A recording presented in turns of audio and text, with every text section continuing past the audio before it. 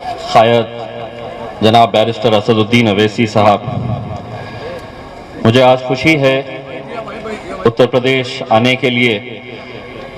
आज पहली मर्तबा मैं उत्तर प्रदेश में किसी सियासी जलसे में शरीक हुआ हूँ। मुझे बताया गया था कि उत्तरौला के हमारे उम्मीदवार डॉक्टर अब्दुल मन्नान साहब है, लेकिन मेरे हिसाब से उत्तर प्रदेश में जहां जहां पर भी मजलिस इत्तेहादुल मुस्लिमीन चुनाव लड़ेगी, वहां के हर उम्मीदवार का नाम बैरिस्टर असदुद्दीन अवैसी है। चेहरा डॉक्टर मन्नान साहब का हो सकता है, वोट आप डॉक्टर मन्नान साहब को देंगे, लेकिन इस वोट के जरिए जीत हासिल होगी सही मानों में किसी की, तो वो मेरे क़ायद बैरिस्टर असदुद्दीन अवैसी साहब की जीत होगी। इतने सालों तक मेरे भाइयों हमने क्या किया, ये आप भी अच्छी तरह से जानते हैं और मैं भी अच्छी तरह से जानता हूं। कुछ दिन पहले मैंने उत्तर प्रदेश के मुख्यमंत्री का एक बयान सुना था, जिसमें उन्होंने ये बताया था कि एक शख्स यहां पर उत्तर प्रदेश में आ रहा है, सीएए एनआरसी के बारे में वो लोगों को भड़का रहा है। एक तरीके से उन्होंने बिना नाम लिए हमें धमकाने की कोशिश की, डराने की कोशिश की।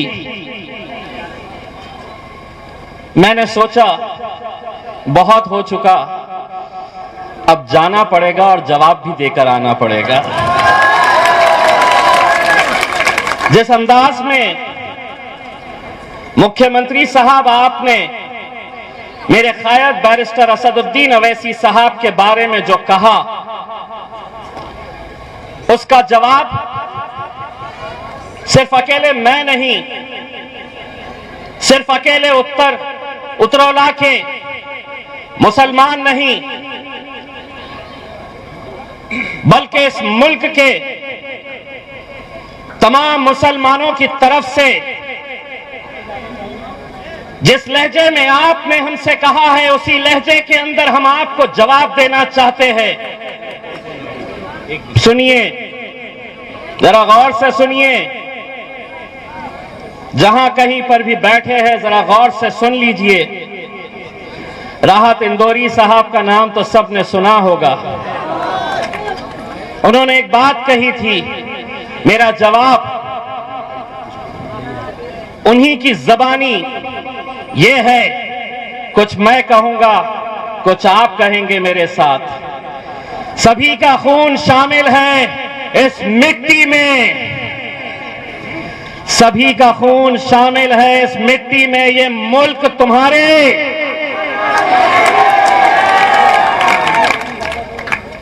उन्हें सुने नहीं आया, ये मुल्क तुम्हारे।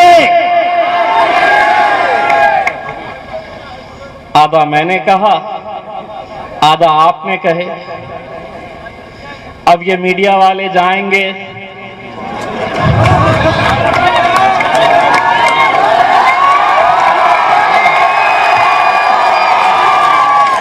कुछ बोले क्या,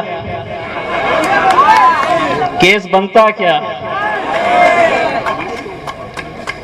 वो बोलेगा कि नहीं केस बनाओ क्योंकि मेरे बाप के बारे में बोला गया। पुलिस वालों को बोलेंगे कुछ तो निकालो, पुलिस वाले बोलेंगे कि साहब नहीं, अब ये बहुत होशियार हो चुके हैं। आधा ये बोलते हैं, आधा ये बोलते हैं। वो बोलेगा नहीं कुछ तो बनाओ, पुलिस वाले बोलेंगे बनेगा साहब, ये बनेगा। जानते हैं क्या है बाबा जी का?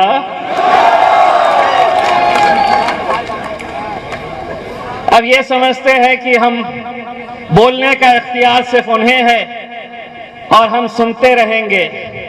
सुनिए, जितने भी सियासतदान, महफिल उनकी सस्ती है, महफिल उनकी सस्ती है, चर्चा किसका होता है तो मेरे शायद बैरिस्टर असदुद्दीन अवैसी साहब का होता है। रात में सोते हैं तो इनका नाम लेके सोते हैं, उठते हैं तो इन्हीं का नाम से उठते हैं। आज क्या बोलेंगे, आज क्या करेंगे? आज असल में हकीकत यह है कि हम जब उत्तर प्रदेश के अलग अलग इलाकों के अंदर देखते हैं कि एक जन सैलाब उमड़ पड़ा है, लोगों की मोहब्बत बैरिस्टर असदुद्दीन अवैसी साहब के लिए, देर आए दुरुस्त आए। दोस्तों, अगर यहां पर कोई मुझे जानता नहीं है तो मैं अपना तारुफ इस नजरिए से करवाना चाहता हूं कि मैं सिर्फ एक सांसद नहीं हूं, हमारी पहचान ये भी है कि हमने महाराष्ट्र में शिवसेना के गढ़ में उन्हें हराकर हमारे झंडे को हमने लहराया है। बड़ा गर्व था, बड़ा घमंड था, ये हमारा गढ़ है। हमने कहे उसी गढ़ में तुम्हें हम, और मुमकिन है बशर्ते कि हमें एक ताकत बनकर खड़े रहने की जरूरत है। ये सच्चाई है, ये अल्लाह का लाख लाख करम है कि जिस पार्टी के बारे में कहा जाता था कि ये तो सिर्फ हैदराबाद से एक इनका सांसद चुनकर आता है, एक सांसद, ये क्या कर लेगा? अल्हम्दुलिल्लाह अब एक नहीं है। मैं जब चुनकर गया तो भाजपा के एक सांसद ने मुझसे पूछा, अच्छा आप ही है MIM से जो चुन के आए हैं? अल्लाह जी हम ही हैं। तो बोले कितने चुन के आए हैं आप लोग? मैंने कहा 11 चुन के आए हैं। तो बोले 11? अल्लाह 11, एक और एक आपके लिए 2 होते होंगे, एक और एक हम दोनों जब बैठते हैं तो 11 की ताकत रखते हैं। बहुत तकलीफ होती है। बोले पहले वो तो बोलते थे, अब ये दूसरा भी आया है तो बहुत बोलता है। बोलेंगे, क्योंकि 70 सालों से तुम बोलते थे, हम सुनते थे, अब हम बोलेंगे और तुम्हारे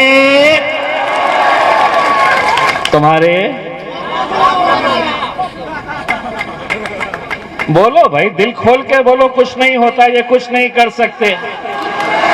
तुम्हारे केस बनता, आधा हम बोले, आधा आप बोले।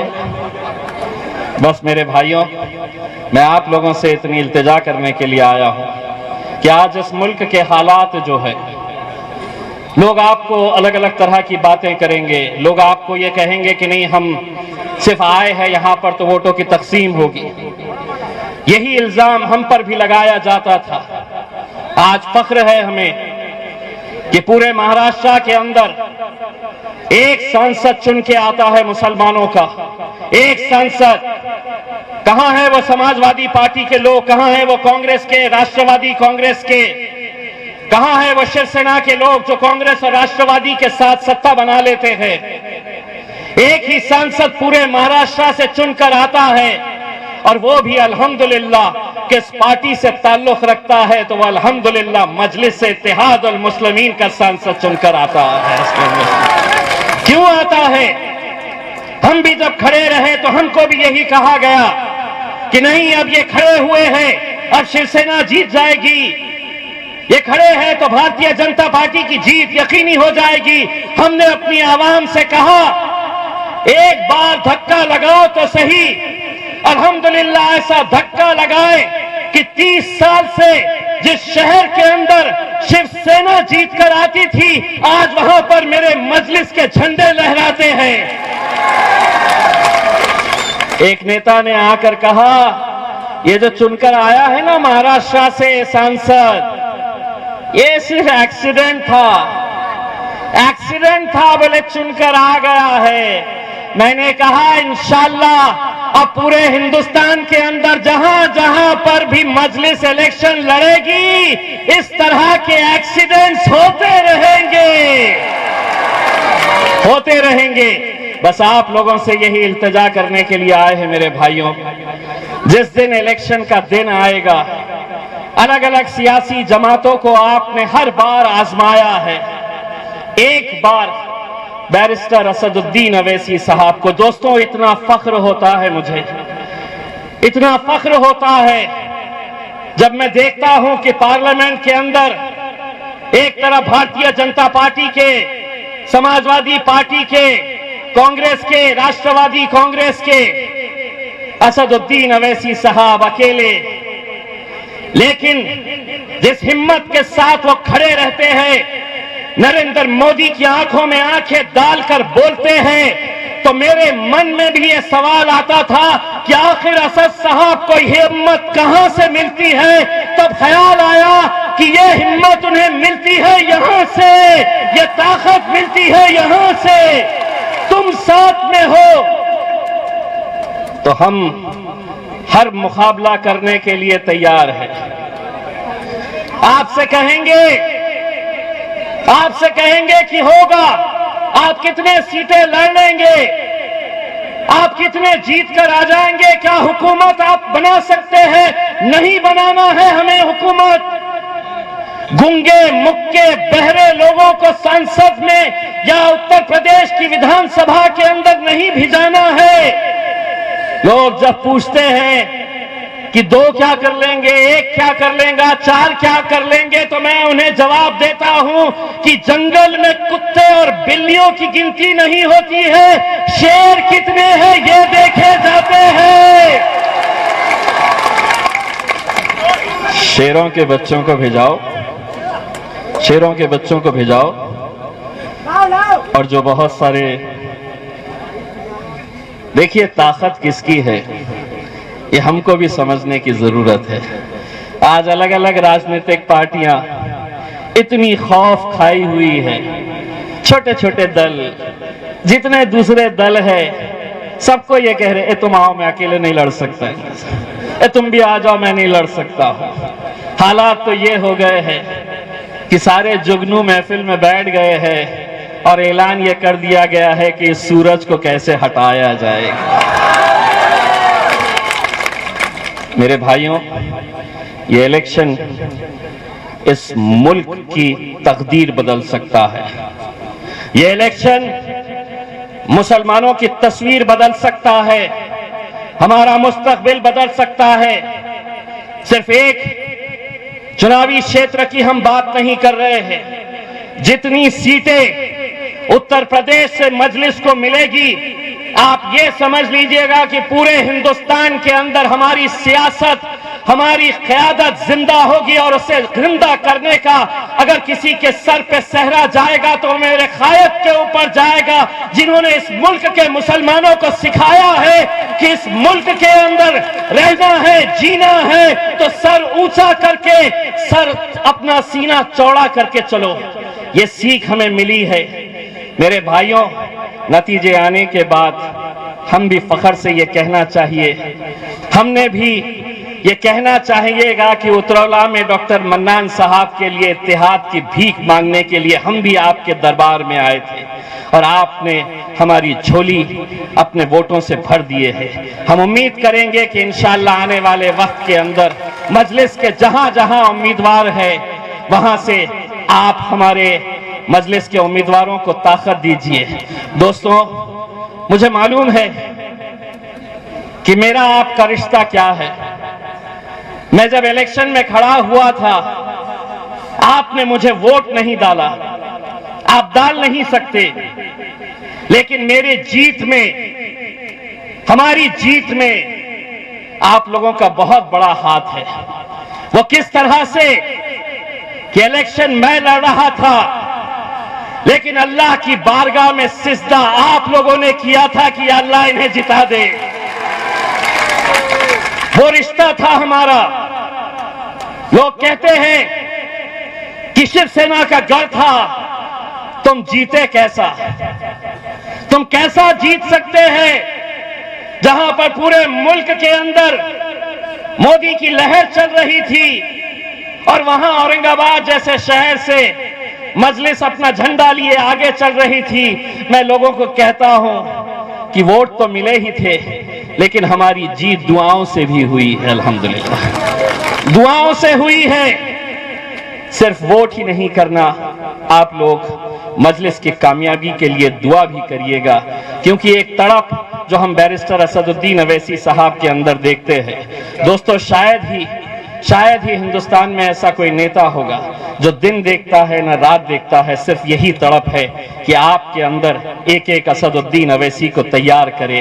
और इंशाअल्लाह हम यहाँ उम्मीद करते हैं कि आप लोग यहाँ पर डॉक्टर मन्नान साहब के अंदर भी आप बैरिस्टर असदुद्दीन अवैसी साहब को देखेंगे। बहुत बहुत शुक्रिया। वाखिर दावाना अल्हम्दुलिल्लाह।